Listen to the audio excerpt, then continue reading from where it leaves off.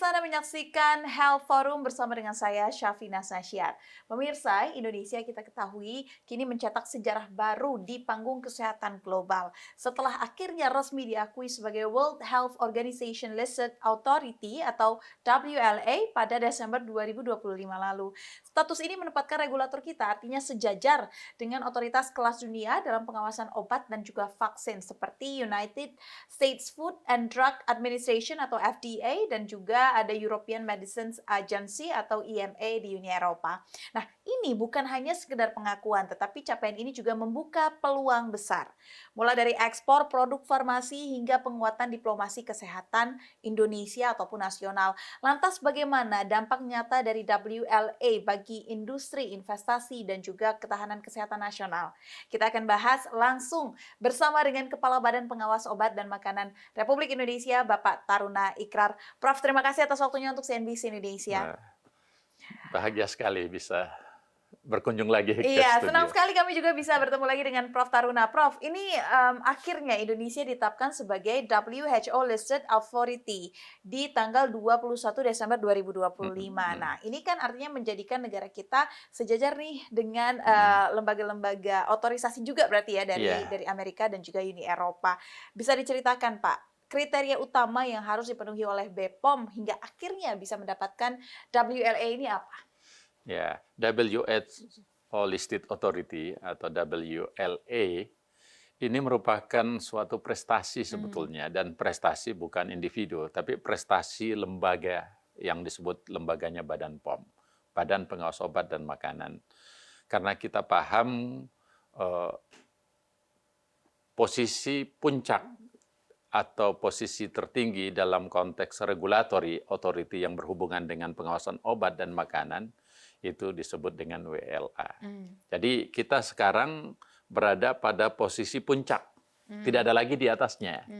Nah, apa-apa saja dan bagaimana proses untuk mendapatkan WHO Listed Authority atau WLA ini, itu at least ada 9 kriteria, ada 9 assessment, ada 9 penilaian yang pada prinsipnya itu menjadi hal yang sangat penting, sangat utama yang berhubungan dengan pengawasan obat dan makanan.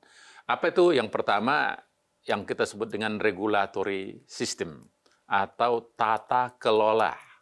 Terus yang kedua sangat dievaluasi yang kita sebut dengan marketing authorization, jadi sertifikasi izin edar gitu. Kemudian yang ketiga juga berhubungan dengan vigilant. Vigilant itu artinya sejauh mana obat atau vaksin yang beredar di Indonesia memberikan perlindungan terhadap masyarakat. Karena kan vigilant artinya sesuatu yang setelah terjadi, setelah dimakan, setelah dikonsumsi, bagaimana dampaknya terhadap tubuh. Di situ. Kemudian yang keempat yaitu surveillance system, surveillance kontrol kita. Bagaimana secara nasional Badan POM dalam melindungi, mengayomi rakyat Indonesia secara keseluruhan yang berhubungan dengan obat dan makanan, termasuk vaksin, secara konsisten. Kemudian yang kelima, kriteria juga yang sangat penting yang kita sebut dengan clinical trial oversight. Jadi kita tahu obat atau vaksin sebelum beredar kan harus mengembangkan yang kita sebut dengan uji klinis. Nah, bagaimana sejauh mana pelaksanaan pengawasan terhadap uji klinis. Nah, itu yang kelima. Kemudian yang keenam, yang kita sebut dengan laboratori kita, bagaimana laboratorium pengawasan kita yang ada di seluruh tanah air, dalam hal kualitas, dalam hal keakuratannya, itu bekerja. Kemudian yang ketujuh, yang dinilai secara sangat ketat, yang berhubungan yang kita sebut dengan licensing. Licensing artinya begini, setiap surat, setiap izin, setiap apapun yang kita keluarkan ke masyarakat, itu punya dampak pengawasan dan kualitas pengawasan, kualitas pengamanan terhadap kesehatan masyarakat. Nah, kemudian yang kedelapan yang hubungannya dengan inspection. Inspection artinya bagaimana petugas Badan POM ini menjalankan tugas sesuai dengan standar tertinggi untuk sampai kepada inspection, misalnya dalam pembuatan obat atau vaksin, itu kan pabriknya ada, industrinya. Kita menginspeksi pabrik itu termasuk dalam hal marketing authorization-nya, termasuk dalam hal yang disebut dengan good manufacturing practice, sejauh mana standar alat-alat yang digunakan untuk terjadinya untuk memproduksi obat. Itu dinilai dengan ketat. Dan yang terakhir yang berhubungan dengan lot vaksin. Artinya jika ada obat atau vaksin yang mau beredar, didistribusikan di negara kita, sejauh mana langkah ketat untuk men-track. Misalnya vaksin A diproduksi ini jumlahnya misalnya 100.000. Mau dikirim ke 100.000 fasilitas dan atau langsung ke masyarakat, itu bisa di-track dengan baik. Itu disebut dengan vaksin lot. Nah, 9 kriteria ini dinilai, dievaluasi secara ketat oleh independen, ada tim independen dari WHO yang datang ke Indonesia dan ini tidak bisa kita fasilitasi. Dia sangat independen. Hotelnya kita tidak bisa fasilitasi, pesawatnya nggak bisa, apalagi, dan lain-lain, tidak bisa. Dia betul independen. Contoh paling konkret untuk melakukan uji klinis oversight kemarin, kita mau tentukan kalian yang dari WHO untuk periksa misalnya yang di pusat riset di Universitas Indonesia. Kita mau tentukan gitu. Dia nggak mau, dia pilih justru yang paling dekat ke kantor, yaitu yang pusat uji klinis yang dekat dengan Tanah Abang. Kan artinya kita tidak bisa memprakondisikan untuk mendapatkan hasil yang maksimal sesuai dengan kita. Jadi dia sangat-sangat independen, sangat ketat, dan dia pakai kacamata kuda gitu. Tidak bisa diintervensi. Dan tentu untuk jangankan sampai dievaluasi, sampai pengajuannya ada kriteria. Kriterianya apa? Kita at least mendekati yang disebut dengan maturitas level 4. Tidak semua negara, tidak semua badan-badan POM di berbagai negara bisa mengajukan. Dia harus masuk maturitas, karena maturitas regulator itu ada 4 tingkat. Tingkat pertama misalnya maturitas level 1 itu biasanya negara-negara yang baru-baru merdeka atau negara terkebelakang. Maturitas tingkat 2 biasanya negara-negara berkembang yang masih ekonominya kurang bagus. Terus maturitas 3 itu yang negara berkembang yang sudah mulai lebih stabil. Dan waktu saya jadi kepala Badan POM, kita masih maturitas level 3. Nah, oleh karena itu tahap pertama bagaimana menggenjot bisa menjadi maturitas level 4. Maturitas yang betul-betul sesuai dengan standar global. Nah, dan setelah itu baru mengajukan menjadi WLA. Nah, saya dilantik tahun 2024 ya, 19 Agustus. Dan salah satu hal yang saya genjot betul, saya support betul bagaimana mekanisme untuk mendapatkan WLA ini. Pertama tentu bagaimana kita naik status jadi grade yang maturitas level 4, kemudian masuk menjadi yang tertinggi, supaya dari yang maturitas level 4 inilah baru bisa terregister, terlist yang disebut dengan WHO Listed Authority. Jadi ini posisi sudah tertinggi yang kita dapatkan, dan itu bukan pekerjaan 1-2 hari. Sudah Badan POM sebetulnya sudah berjuang sejak tahun 2005. 2005 berarti 21 tahun yang lalu. Nah, tetapi kenapa baru kita dapat ini? Ya, karena ya salah satu dulu mungkin kecepatannya tidak terlalu cepat.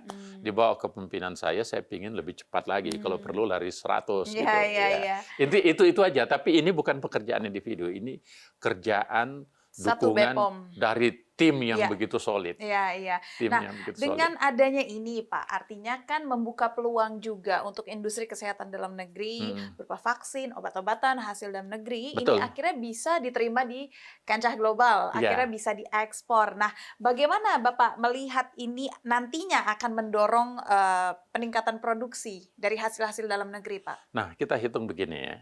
Sebelum saya jawab itu, jelas akan ada manifestasi ekonominya dan kita harus tahu ini di CNBC ya, Mm-mm. tentu interestnya adalah ekonomi. Iya. Nah, saya sudah siapin jawaban. Iya. Jawabannya begini, eh, kalau kita melihat GDP Indonesia itu 1,4 triliun US dollar. Dan kalau itu dikalkulasikan dalam bentuk rupiah, setiap tahun GDP kita itu jumlahnya adalah gross domestic product kita itu adalah hampir 23.000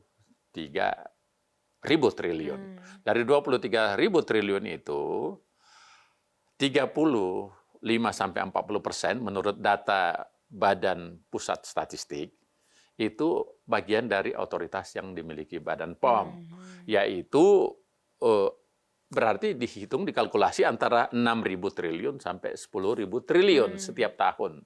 Dan itu tentu hubungannya dengan revenue, hubungannya dengan industri yang ada di bawah Badan POM. Kita tahu industri yang ada di bawah Badan POM itu kan ada jutaan. Kalau industri besar saja yang berpenghasilannya revenue-nya triliunan hingga ratusan triliun itu ada 55.000. Kemudian ada industri kecil, mikro dan menengah itu 1,7 juta industri.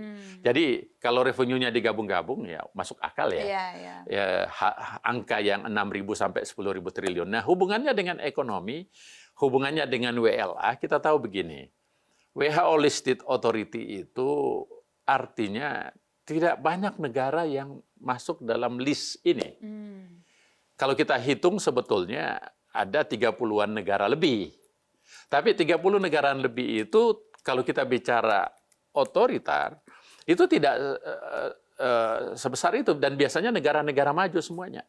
Nah, dari negara-negara maju ini di Eropa saja sudah ada 25 negara yang masuk yang kita sebut dengan European Medical Agency, itu badan POM-nya Eropa, itu yang dapat WLA. Terus tambah Inggris, terus tambah Amerika Serikat, tambah Kanada, terus tambah Jepang, tambah Korea Selatan, ya kan? Tambah Australia. Nah, kalau kita hitung semuanya ini sangat terbatas jumlah negara ini dan ini semua negara sudah negara maju. Tahun ini mulai dari Desember kemarin Indonesia sudah masuk. Berarti kita negara berkembang pertama, negara yang punya penghasilan menengah pertama yang mendapatkan WLA. Selebihnya negara-negara maju. Yeah. Jadi itu kebanggaan saya kira. Oleh karena itu ada manifestasi dampak dari WLA ini. Karena tidak mudah mendapatkannya dan tidak semua negara bisa mendapatkannya, maka kita masuk dalam klub atau klub elit. Elit untuk mengatur standarisasi pengawasan obat dan makanan global. Jadi dengan demikian keuntungan pertamanya tentu adalah kebanggaan. Ini reputasi. Reputasi apa? Maknanya bahwa pengawasan obat dan makanan di Indonesia itu sudah memiliki standar yang tertinggi. Bayangin, China, India, dan Rusia aja belum masuk. Kita sudah masuk. Artinya standar kita luar biasa tingginya. Yeah. Kita selevel dengan standar yang ada di Amerika, standar yang ada di Eropa, dan standar negara-negara maju yang sudah termasuk dalam list. Nah, keuntungan yang pertamanya itu reputasi. Kita jadi referensi. Apa itu referensi? Jadi rujukan. Kita Indonesia pasti bagaimana Indonesia, Badan POM itu jadi rujukan. Rujukan seluruh dunia. Yang 196 negara. Dalam hal pengawasan obat dan makanan. Yang kedua ada yang disebut manifestasi berikutnya. Kalau kita jadi rujukan, tentu berarti kita menjadi penentu standar dunia. Iya kan? Nah, dampak berikutnya adalah apa yang disebut dengan reliance. Nah, kalau kita sudah sama standarnya dengan Amerika, kita sudah sama standarnya dengan Eropa, maka ada reliance itu. Apa yang kita sudah Badan POM sahkan dulu tidak bisa masuk ke negara-negara maju, tapi karena standar kita sudah naik kelas, dan semua yang distempel oleh Badan POM diakui di negara tersebut. Iya. Itu disebut dengan reliance. Nah, tentu kompensasinya dia juga bisa masuk ke kita bisa masuk ke tempat, maksudnya produk-produk obat, makanan, dan termasuk vaksin, bisa lintas negara. Iya, bisa lintas bisa negara. dipasarkan di Betul. negara-negara klub. Nah, kalau dia sudah masuk ke negara yang begitu tinggi standarnya, bagaimana dengan negara level maturitas level 3, maturitas level Pasti 2? akan mengikuti. Pasti mengikuti. Iya, iya. Iya kan? Iya. Jadi dulu kalau pasar-pasar kita jumlahnya cuma kita cuma bisa pasarkan mungkin Di dalam negeri saja. dalam negeri ya. 286 Sekarang jadinya juta. lebih luas. Sekarang jadi lebih dari 8 miliar penduduk dunia. Itu pasar kita. Nah, disinilah dampak ekonominya. Oke. Artinya kita bisa membuka pasar lebih luas. Iya. Dan tentu dampaknya pasti dahsyat. Kan Oke. begitu. Oke. Nah, kemudian dari aspek yang lain tentu ada aspek yang lebih spesifik lagi. Kita bisa sebagai referensi, sebagai standar, sebagai reliance. Yang paling penting kita bisa jadikan ini bagian bargain atau diplomasi kesehatan secara global. Jadi kita menjadi pemain. Oke.